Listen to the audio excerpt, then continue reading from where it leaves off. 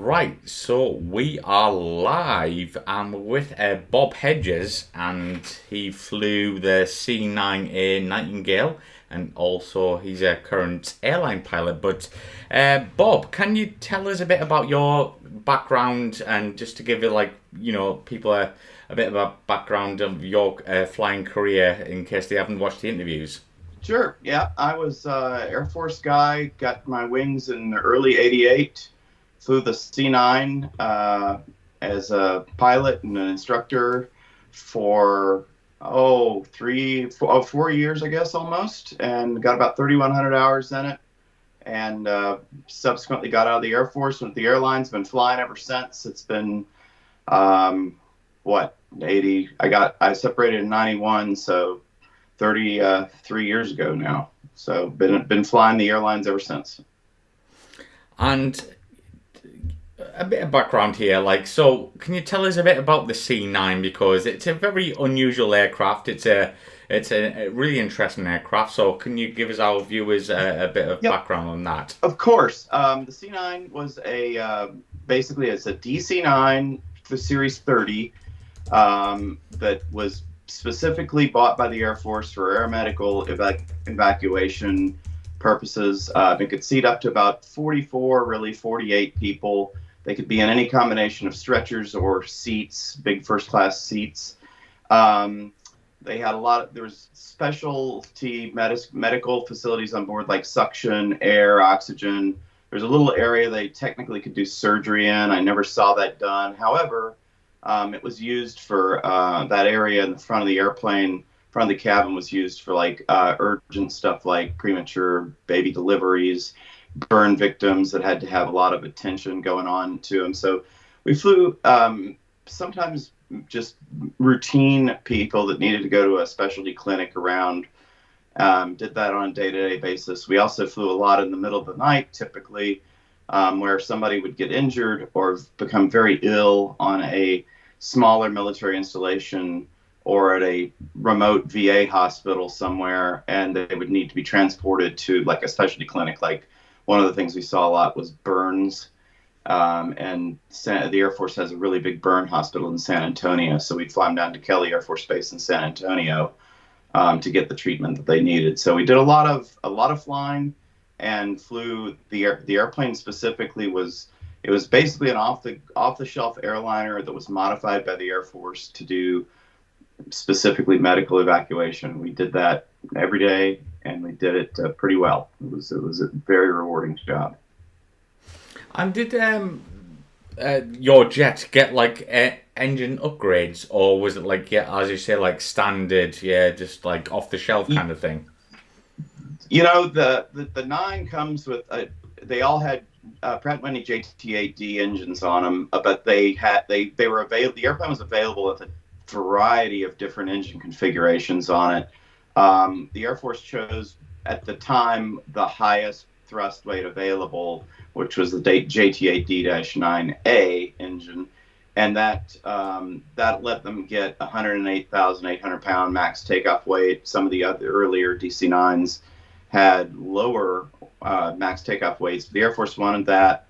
They also bought the airplane with special 5 fuel tank configuration that carried, I think it was right at about 42 or maybe 43,000 pounds of fuel, which if the max takeoff weight is 108,000 pounds, it's a huge fuel fraction. I mean, there's a gigantic percentage of that is fuel. So unlike most DC-9s, we could really go transcontinental with the airplane if we needed to. We'd take it across the ocean.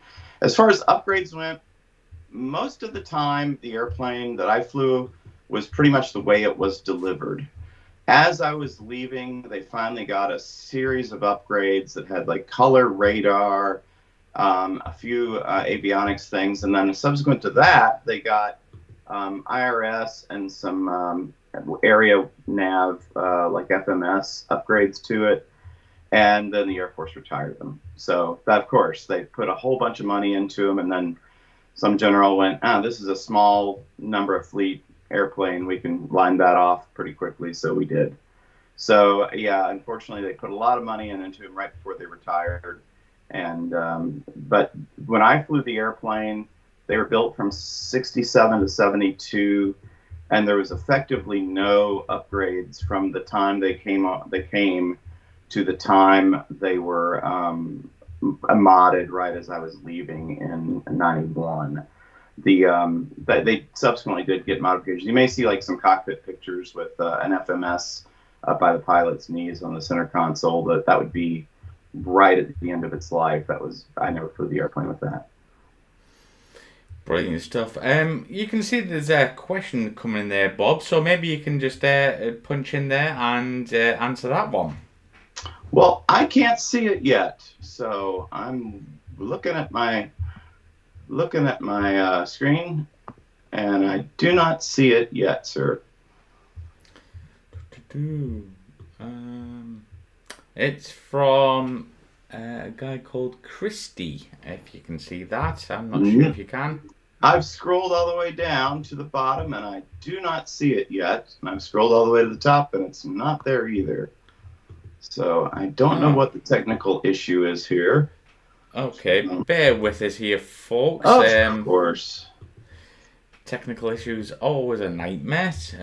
Yeah, I can't address that. It looks like I can send you a text or a message. Yeah, I've got that. Let me see if I can put one in the chat here. All right.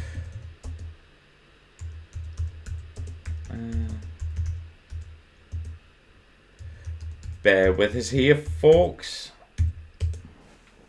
Can you see that? No. From that link I sent you, no, you can't see that. Nope, I'm looking at the chat. You just got the message I sent you, so I cannot. It's the YouTube link that I sent you. Well, let me switch screens here for a moment. Then I'm gonna have to go over and do some magic here for a minute. Yeah, bear with us, folks. Okay.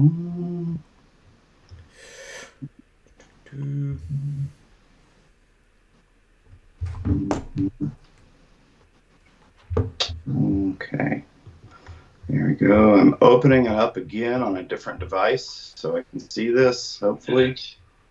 Yeah, bear with us, folks. So if you pause that, Bob, that video, like, you should be like at the bottom. There should be like a button to say chat. Yeah, let's see here. I see chat, and mine says no comments. Oh, okay. So I don't know what that's about.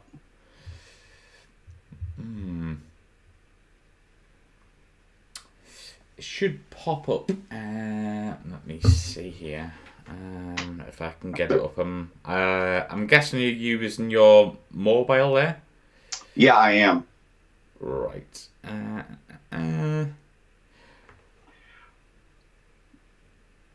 I guess you can cut and paste them into my message from you. I don't know. It's a bit difficult from that. So let me see.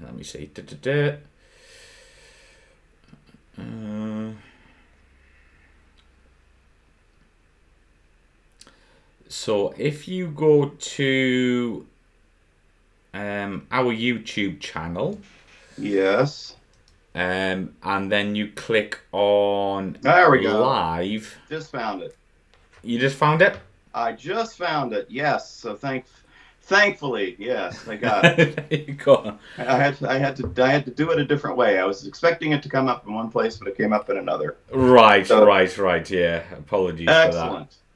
All right. So it looks like stuff is starting to come in then. Yes. Where do I start? Oh, I start with let's see where we started here.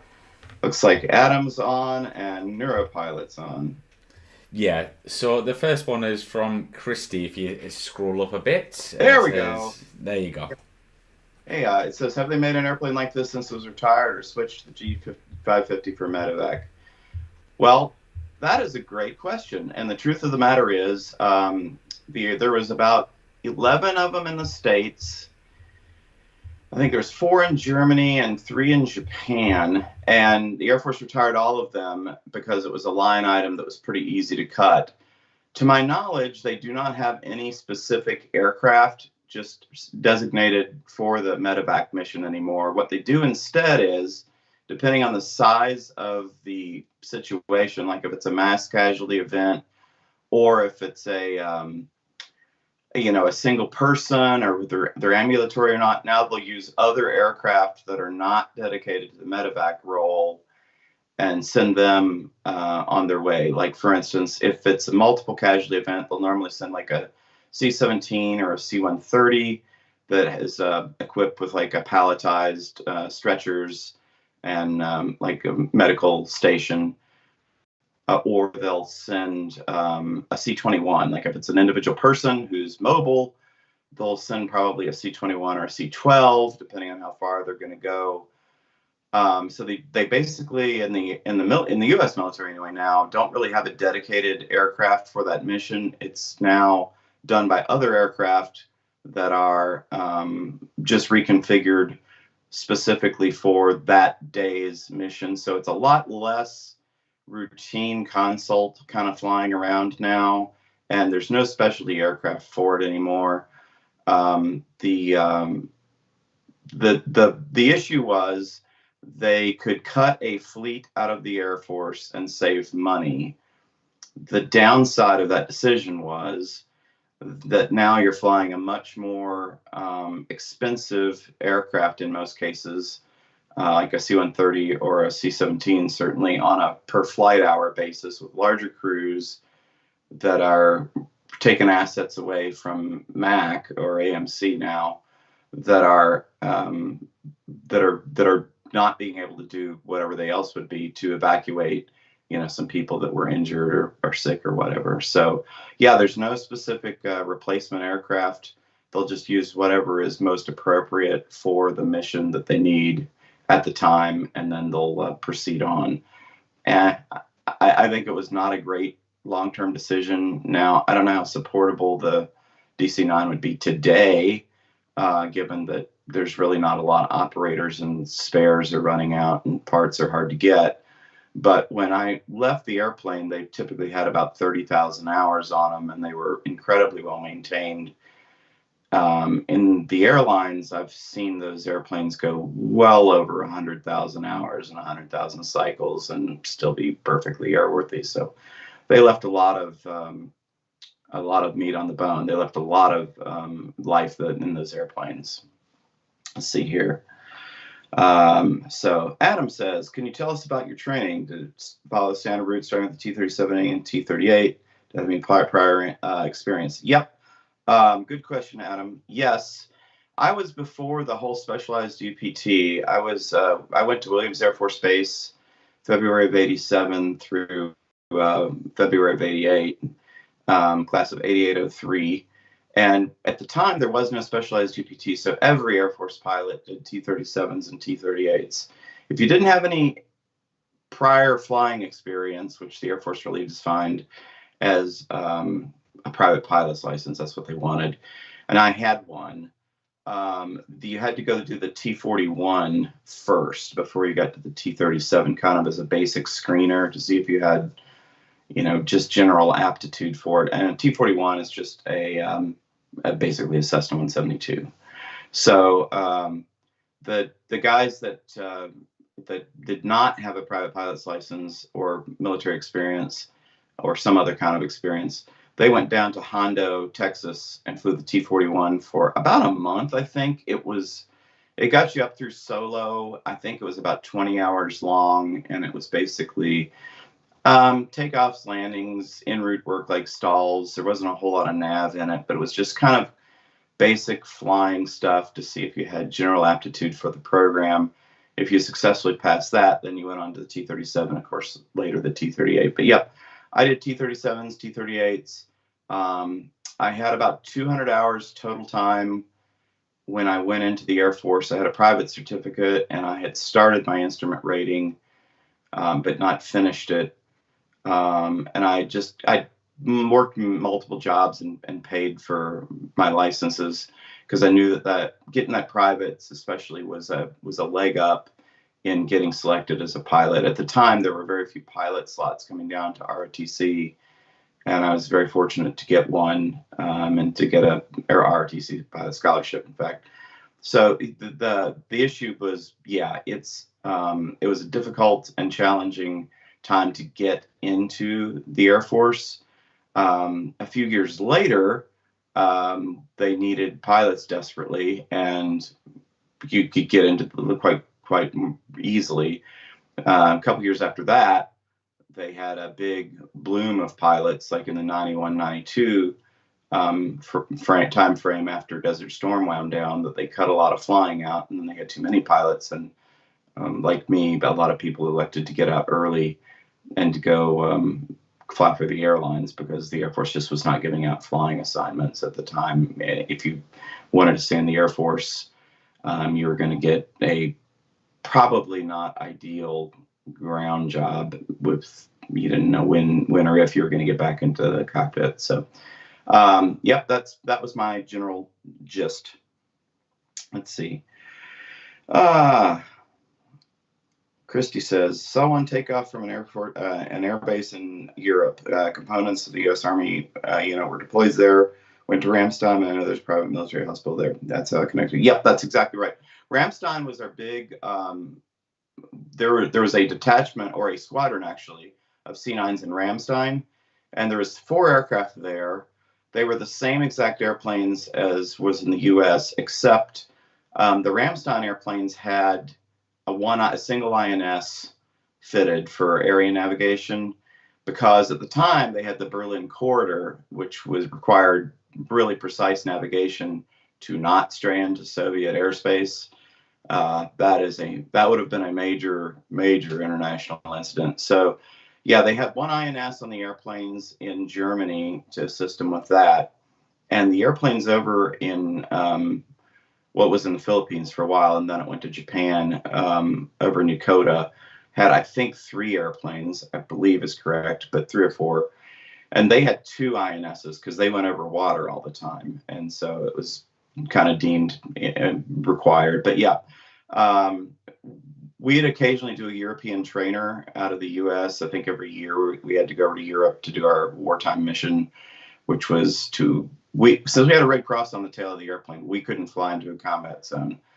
So we were reliant on a C-130 or a C-141 or C-5, whatever, to bring the troops at least out of the combat zone, whoever was injured or wounded or whatever, and then we'd take them to wherever they needed to go from there. So, yeah, Ramstein was definitely the headquarters of the operation over in Europe, and we'd go over once a year and fly around the different air bases, Navy, Air Force, whatever, in the military constellation there in Europe, and do that, and that was great. We'd go over for 2 weeks or so, and then come back. It was always kind of a boondoggle because we'd take like 6 or 8 pilots with us, and if you were in command of that, it was like figuring out who was going to fly what legs and doing all the flight planning on your own. That was a bit of a hassle because you had to get like diplomatic clearances, and sometimes had transponder stuff, like secure transponder stuff that was required, and that was a little bit of a hassle, but it was really fun. So yeah, enjoyed that very much.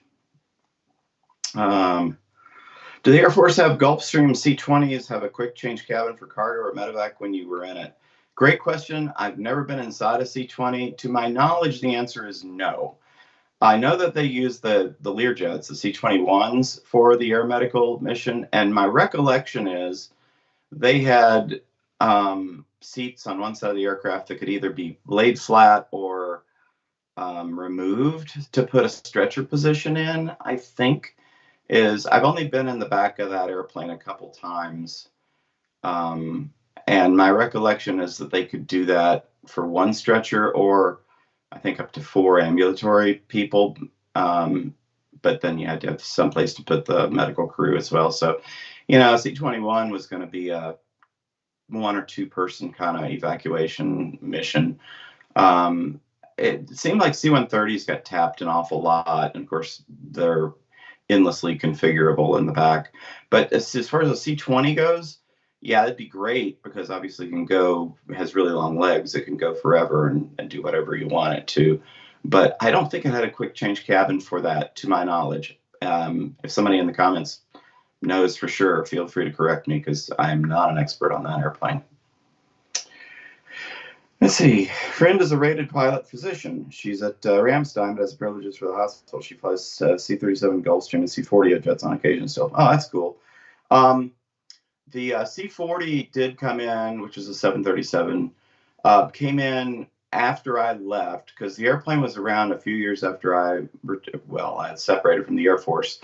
And, or I should say the C-9 was around for a few more years. And then the C-40 came in. In fact, there were C-40s at Scott. And how much they did the distinguish the DV, the flying generals around and diplomats and stuff around quite a bit. They also, to my understanding, did do some of the air medical missions, which would be a more appropriate sized airplane, more similar to a C-9. I don't know what the interior configure. I've never been inside one. Like I said, the airplane came after I left. So I've never been in one. I don't know what it's like. I know that there's some of the guys I flew C-9s with at Scott that went on to fly the C-40 at Scott, and there's a reserve unit there that flies them too. I think they've got to all be retired by now. But yeah, there's some guys that went on to fly the C-40. I don't, like I said, know anything about the C-40, but yeah, being a pilot physician would be pretty cool. I know that the Air Force had a few doctors go through UPT and undergraduate pilot training. And so there was a few people that were both doctors and pilots. What they did with their career was probably pretty much endless. I'm just amazed that they could do that. But yeah, there was a few. I didn't really know any of them. But yep, there are a few out there still. So that's pretty cool that she flies out of Ramstein, and especially the C-40 would be a nice thing to fly around. Let's see. I do all my flights on Microsoft Simulator. Do you use it? Or would you say to pilots who think the experience on the desktop simulator means they're competent to fly real aircraft? Okay, well, I don't use it. I've seen it. I actually have it loaded up on a PC in the other room. I don't really use it because I get so much flying that I just don't really need to do that in my spare time as well. Having said that, a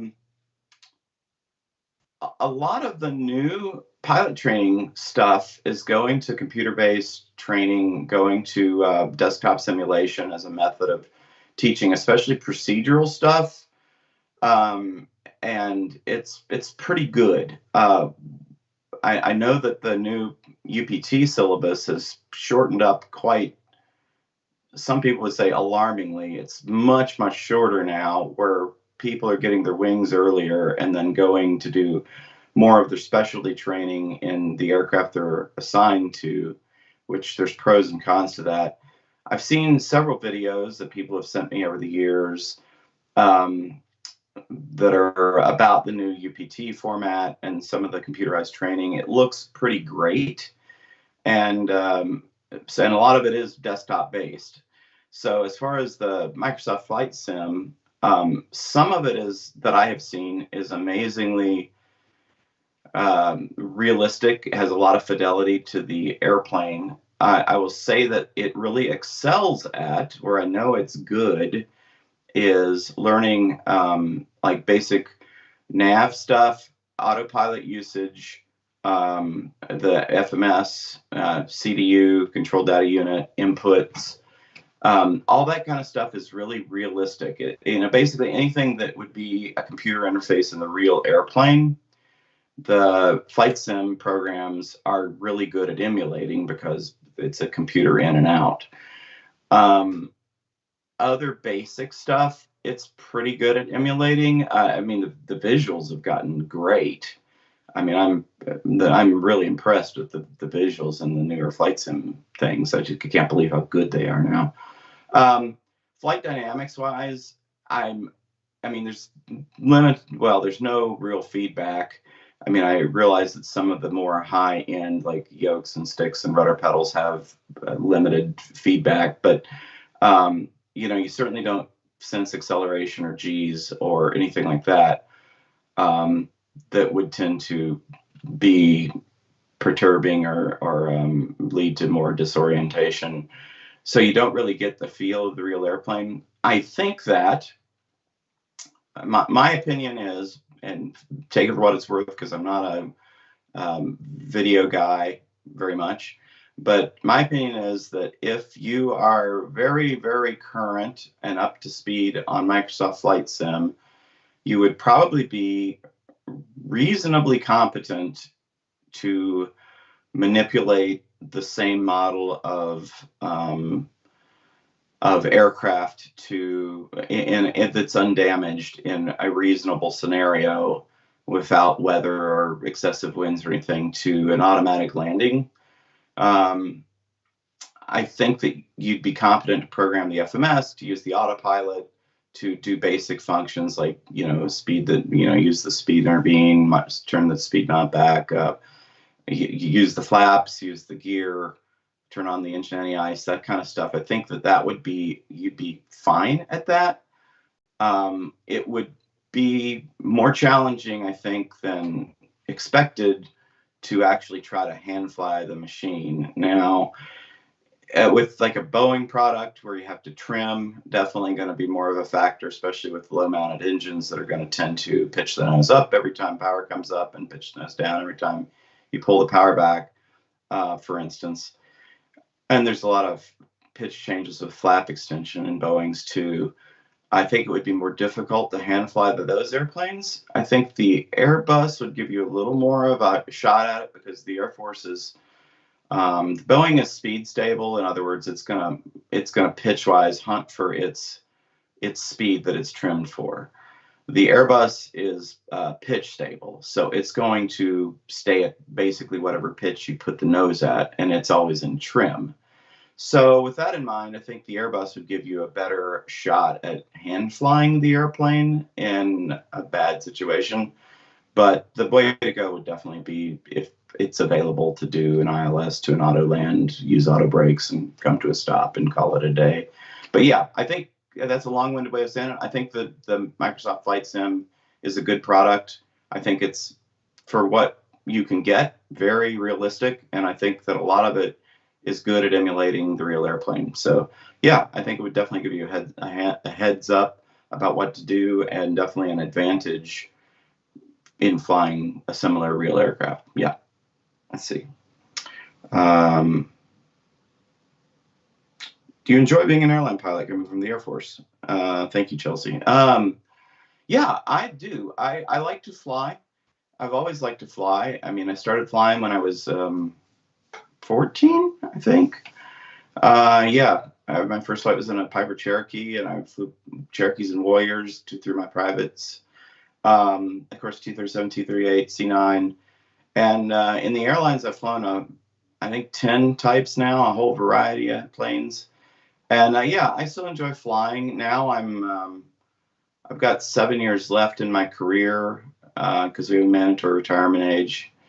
And I just got back from 6 days, and I have a week off, and I go back for another 6 days. And I like it. I like different things about it now than I used to. I used to really enjoy multiple leg days, the challenge of the takeoffs and landings, going to complicated airports because it was kind of a sense of achievement. Now I do enjoy a little more relaxed flying. I typically do an awful lot of Hawaii right now. That's very gentlemanly flying. I'm pretty senior in the airplane I fly, so I generally get what I ask for, and that's a great place to be. The airlines are run very much on seniority, and that's one thing that is different than the Air Force. The Air Force is very much a meritocracy, or it was when I was there. I presume it's still run the same way. Very much a meritocracy, and people are more scheduled to get certain currencies rather than based on their time in the airplane. There's different stuff that's needed. Like, in the Air Force, they want newer guys to fly a lot more so they can get experience to upgrade and go from a co-pilot to, a aircraft commander or captain, or to an instructor, to an evaluator. So the Air Force is not seniority based at all. So that's an adjustment that some people have a problem with. I actually don't mind it. I was very, very junior. I was hired in 91 as an airline pilot. I was furloughed, which is laid off from 93 to 96, so 4 years. What you do during furlough can really impact your attitude towards your career. I was very motivated. I was an industrial chemist for my first year of furlough, and that was kind of what part of my job. My education was chemistry based. It was real chemistry heavy, and I did not enjoy the job very much. I then was offered a job to go instruct, and of course I'd instructed in the 9 for quite a couple of years before I got out of the Air Force. I was offered a job to come to the simulator environment, do some classroom instruction, teach on the 9 initially, and that was cake for me. And so I did stand-up lectures, taught in the sim for a variety of contract airlines, and eventually they needed, this was when the 320 program was pretty new. They needed a 320 instructor, so I ended up checking out on the 320 and doing a lot of 320 contract instruction. Got to instruct, I think, about 40 airlines from around the world and several militaries, and that was awesome to meet different pilots from different areas that had completely different experiences from me. Really enjoyed it. Loved. I flew with, or did training with Koreans, Japanese, Taiwanese, mainland China, Germans, people from all over the world, Egyptians, Israelis. It was really good, and I really ended up having the perspective that I liked all the pilots from everywhere around the world that I met. They were just good guys, and they mostly liked flying, and the politics stuff was just kind of left behind. And I loved that, and I liked the interaction, the feedback. I think depending on how you handle that, I was very junior when I came back, and I was junior for a very long time. I was a first officer for 17 years because I was, just had 70 guys, I think 74 below me on the seniority list for 8 years in the whole airline. And I was junior. So I hung out as a 727 engineer and a 737 first officer for a long time before I could upgrade to captain. And now with retirements having helped me out, yeah, I'm very senior now, so I can fly any airplane, any seat at the airline, do any trip that I want now because I'm senior. So that's great, and I like the relaxed nature of Hawaii. I don't know how much longer I'll do it. I might go do some international again. I did it as an FO. I might go do some international pretty soon. So it's just, yeah, I enjoy it very much. It's good, but you have to want to fly because right now we're really short of pilots in the industry. So we're flying a lot. I'm flying typically 85 to 90 hours a month, and they're calling me for overtime all the time. And I mean, it's a lot of flying. So good question. Let's see. A C-40 is 737 700C. BBJ is a quick change, at least in the Navy jets. Okay, there you go. A friend is Navy, can fly the USAF jets. Being NATO staff has its privileges. Yeah, I'm sure it does. Okay, I appreciate that feedback because I knew it was a 737.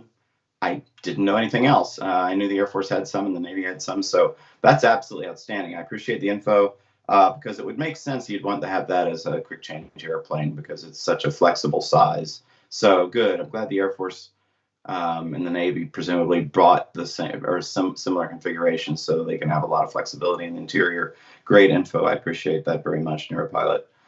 Let's see. What are any significance between the C9A and the DC-9 with the cargo door? That's a great question. The C9A, it's a DC-9 32F. is what the placard says in the manufacturer's placard says by the L1 door there. It is, in essence, just you've probably seen other DC-9s online. You can see pictures of them that have the cargo door. The cargo door was an option for, obviously, cargo carriers. It's a hydraulically powered, gigantic door. It's a really big door. And the big difference with that is the floor is strengthened for cargo operations, and the differences in the actual aircraft flying wise are negligible. But as far as the Air Force version, if you've seen pictures of the C9 with the door open and the ramp out, there's a very, very complicated ramp that folds out of that door that's basically used to embark people on litters, stretchers. And it's a very steep ramp. It is, if you carry someone who is a big person up that ramp, there's 4 of you on the corners of the litter. It is a chore to get up that ramp. It's about a 30-degree slope, as I recall, but it's a really efficient operation. Watching the thing unfold is pretty cool. So that's, to my knowledge, the only use of that. But there are civilian DC-9s that have the door. Now, I don't know of any other that have the ramp. But for our purposes, the airplane the Air Force got was the heavyweight airplane, had the bigger engines, had the reinforced floor. The airplane had lots of hard points to put in, seats in a whole variety of configurations, stretchers in a whole variety of configurations. We carried a flyaway kit that would let us configure from seats to litters or vice versa in essentially endless combinations throughout the day. We'd fly typically 8 hours or 8 legs a day, but we'd keep the crew in the airplane, so it wasn't as tiring as that would sound to like an airline guy. But the airplane was essentially a stock 9 when it came. The Air Force did order a couple of nice things on it. They got the big flight directors, the FD-109s versus the smaller FD-108s. They had the autopilot that could do the Cat 2, where it had the full instrumentation to do the Cat 2 approaches, so we could go down to 1200 RBR, a quarter-mile visibility. Didn't have auto land, but most, I think we're one of like 2 airplanes in the Air Force inventory at the time that could do that. I think maybe the 7.4, well, the 7.4 could do it. I think maybe there's a couple more, but the Air Force was not into doing low vis approaches and landings in general, because they didn't have, in a lot of fleets, they didn't have a whole lot of currency, and so they would just limit you to half mile or 3/4 of a mile. Fighter guys were limited to even higher vis sometimes. But yeah, so the to answer your question directly, the big thing that was different up front was it had a TACAN as well as the VOR and the NDBs. So I think that answers what you were asking there. I hope so, at any rate. Let me know if you need more. Ukrainian F-16 pilots have been practicing on DCS and other sims. The biggest challenge is symbology and cockpit layout. Some have made their own sim cockpits. Yeah, I've seen there's quite an elaborate, some of the sims that people have built, both for civilian and military airplanes, are pretty amazing. Yeah, I can't address the F-16 clearly, but yeah, especially with the more sophisticated and more electronic the airplane gets, the more the avionics are difficult to master. So for that, the sim stuff is perfect. It's invaluable. It was made for that. So yeah, I'm sure that works great for them, because yeah, basic symbology and mode changes and stuff are huge in any airplane, whether it be a tactical airplane, certainly, or even modern airliners like the Airbus has some mode reversions and stuff that you have to be aware of and know what you're doing and know what you're actually selecting at any given time. So yeah, the flight sims would be ideal for that. Completely agree. let's see. Thoughts on the A380? If you could pick between the A380 and the Dreamliner, which would you pick to fly? Well, I'd pick the A380. I've flown in the back of both. I've never flown either one. I've flown in the back of both. Flew on Singapore A380 a few times. Flew on what was it, an ANA, I guess, 787 on something. But I've flown most of the Boeing airplanes up to the 787. I've not flown the 787. I got a rating on the 777. Never really flew the airplane much. Really liked the triple. The 787, the people that I know that fly it generally like it, but they mostly like the 777 a little bit more. 787 is very computer driven, much more like I don't want to say it's like an Airbus because that's not fair to either brand, but it's more tightly integrated between the avionics and the systems, vice like a 7.6 or even a 777. Of course, it's fly-by-wire, just like the triple, although it has slightly different laws, from what I understand.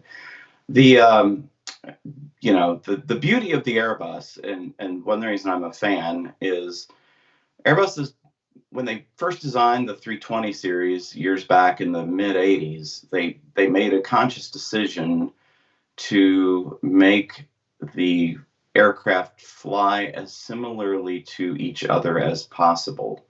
Now, I won't say that an A380 I would expect to fly like an A319 because I wouldn't, but the flight control laws will make the airplanes fly as close to each other as is possible. Now, even in the 320 series, which is what I currently fly, we have 319s, 320s, 321s of several varieties.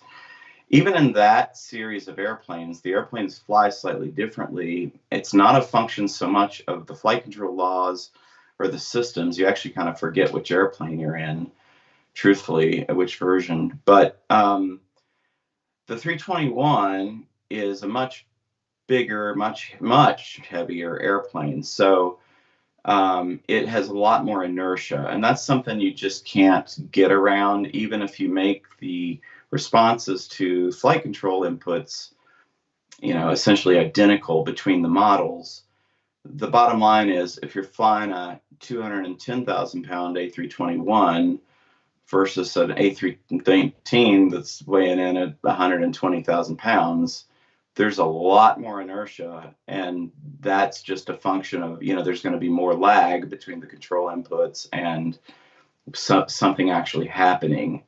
And people that have not flown the 321 much, for instance, find it very difficult to get a common problem with arrivals in the U.S. and other congested airspaces.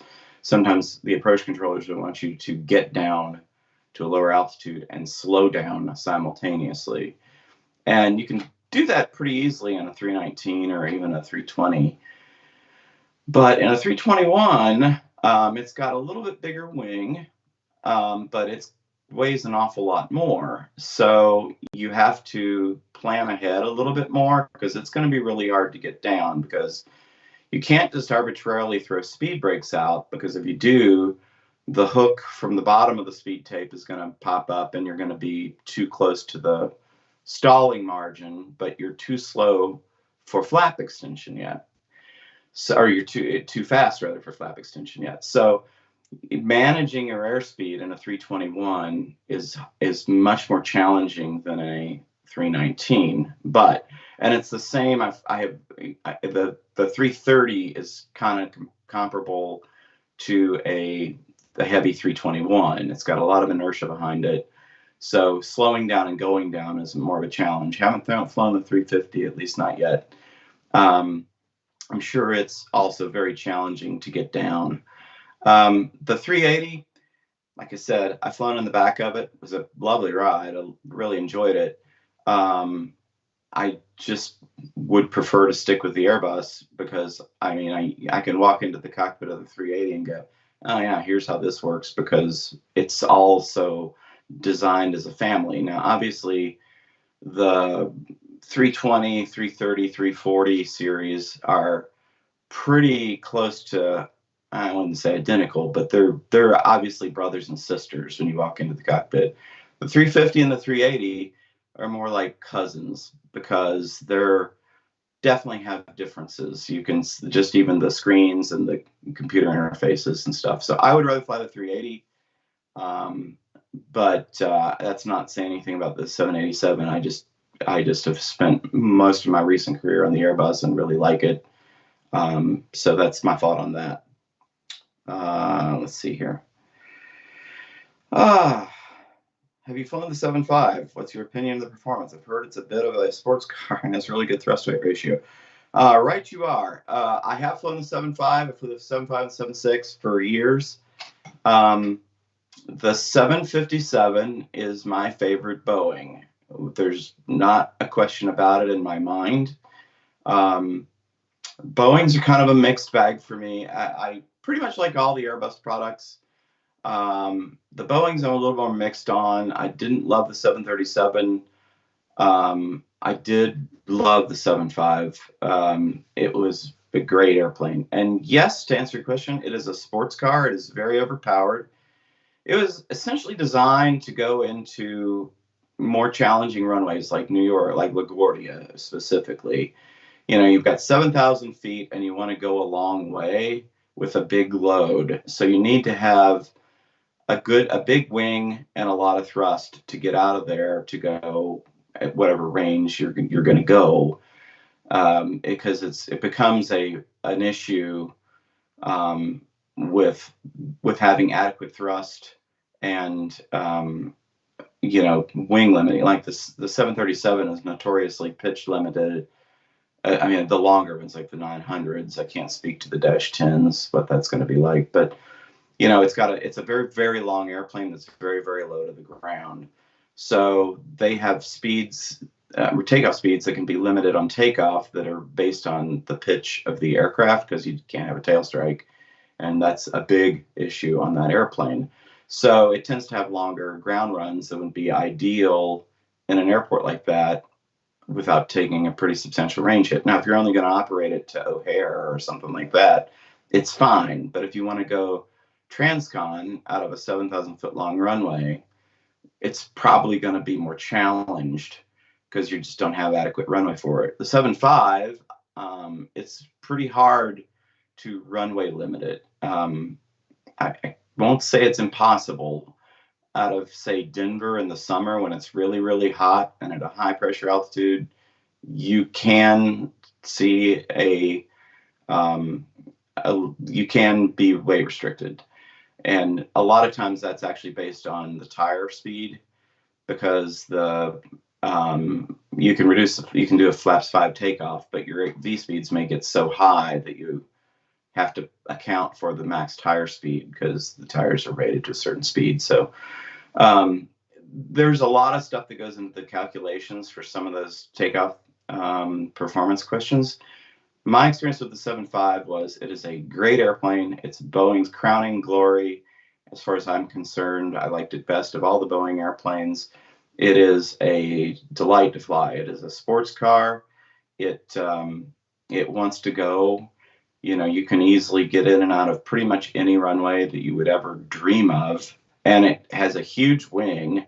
So it has big range. It can go very, very far out of very short runways and carry a full load, that's like a dream for an airline. I mean, that's great. Now, downside from the airline's perspective on the 7.5 nowadays, and why you're seeing them start to go away is they're old, so they're breaking more. It's just the airplane's 30 something years old now, so they're getting old and they're breaking. And that's any airplane. So you can't really hold that against the airplane. I wish that Boeing had gone more the 7.5 route than the 7.3 and G and certainly Max, but they didn't. So now a lot of airlines are trying to replace 7.5 legs with, some are doing it with the 7.3 to varying degrees of success. It kind of depends on the airports that they're operating out of, how long the runway are available, temperatures, etc. Some are quite successful, like Iceland Air is doing it, and that's working pretty well for them. but you probably wouldn't want to fly a 737-900 from, LaGuardia with its little 7,000 dinky foot runways to the West Coast. It's going to get weight limited. There's just no way around it. The other big airplane in there is the A321 and the Neos. That airplane is better. It's not pitch limited on takeoff. There's not going to have any issues with takeoff speeds for that, but it's still not as big of a wing as the 7.5, so it's going to have higher V speeds at a max takeoff weight. So it's going to need effectively more runway. And so you can run into that with that airplane. And I will give you a perfect example of where you can run into it is if you fly out of Lahui in Hawaii to the U.S. West Coast, which I do a lot, you'll see that Lahui only has a 6,400 foot long runway. And we used to do it with the 7.5, and now we do it with the 321 Neo. And the Neo is perfectly fine to go to Lahui out of an airport with a 10,000 foot runway in the States. But getting back out of Lahui with a 6,400 foot runway, you really have to look at the weights and the performance data. Sometimes you will require a headwind for takeoff, which is almost never a problem in Lahui because it's always windy as all get out there. But you just have to be cognizant of it. So that's a place where the 7.5 would probably just go, yeah, no problem. We'll get out of the 6,400 foot runway, go to 2,500 miles with no problem to San Fran or wherever you're going. Where the 321, yeah, it can do it, but it might not be able to take all the cargo you'd like, or it might, have requirements for a shorter, less distant alternates or something like that. But yeah, 7.5, great airplane, loved it. If you get a chance to fly it, fly it. It's a great airplane. I have nothing but things good to say about the 7.5. Right, so I'm gonna jump in here, Bob. Yes, sir. If you want to answer like maybe a couple of more questions, and we'll wrap up this brilliant Q&A. Absolutely, sure. Let's see. So Christy wants to know favorite route: LA to Kennedy, pond crossing ones. Oh, that's a hard one. I'd say right now with what I'm doing, probably LA to Maui. I really like Maui. I like Kauai a lot. The pond crossing stuff, the Atlantic stuff, I have a harder time sleeping on the Atlantic stuff than the Pacific stuff, because in the Atlantic stuff, you generally take off in the late afternoon or early evening, fly all night long. You get there and the sun is coming up. Then you get there, you land, you go through customs, you get to the hotel after a 2-hour van ride in Paris, and your rooms aren't ready sometimes. So it's at noon and you haven't slept for 30 hours now and you're just exhausted. But if you want to see anything, you need to really go take a shower and have some caffeine and go out. I love Europe. I love being in Europe, but the Europe trips are harder for me to sleep on well. So I really like Hawaii and I like Asia. Favorite route right now is probably LA to Maui, though. I'd have to go. I love Honolulu. I like all the cities in Hawaii. Kona's great. LA Honolulu's nice. LA to really Maui is awesome, and Lahui is great too. So I'd say just somewhere on the West Coast to Hawaii is about ideal, because it's going to be between 5 and 6 hours, which is a great day's work, and I feel good when I'm there and I sleep well there. So yeah, I'd say that's about as good as it gets. The thing about the G550 and the C37B is the EVS, basically FLIR camera. I didn't know they had that in the C-37. That's kind of cool. Yeah, I know some guys that have flown with it in the civilian world. I've seen pictures of it in like Aviation Week and stuff and videos of it. It looks like it'd be outstanding to increase your SA. I think that'd be an awesome tool. So yeah, I'd love to have it. I know that FedEx fitted HUDs on some of their, I think on all their MD-11s, and I believe their 7.6s as well. I've only used a HUD on the 737, and so that's really my only experience with it. Speaking of the A330, have you seen the tanker version? Australia and a few NATO countries have the MRTT. Yeah. Yes.